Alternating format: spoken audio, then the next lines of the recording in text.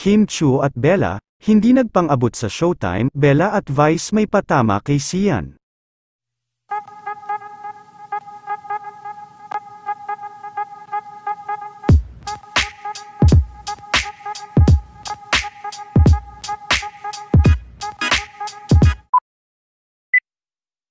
Maaga pa lang kanina, ay muli na nga na nagsimula sila Kim at Paolo Avellino para sa kanilang taping ng What's Wrong with Secretary Kim.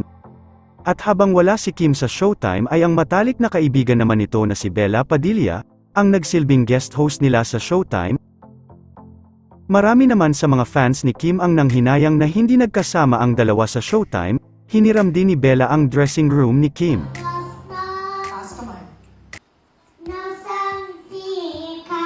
Kapansin-pansin din ang mga hirit nila Bella at Vice sa Especially for You sa isa sa mga kalahok, na ang pangalan ay Sian. Ayon kay Vice, so Sian is mukhang manloloko.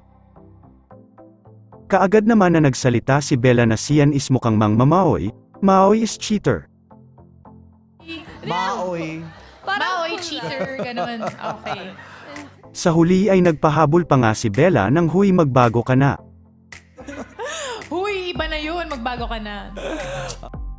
Kaagad din naman na nag-react ang mga fans ni Kim at ayon nga sa kanila ay alam na alam ni Bella at Vice ang nangyari kay Kim.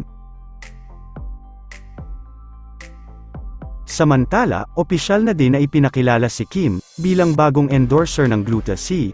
Dadalo din ito sa event ng Gluta-C sa darating na March 10 sa MOA sa Pasay City.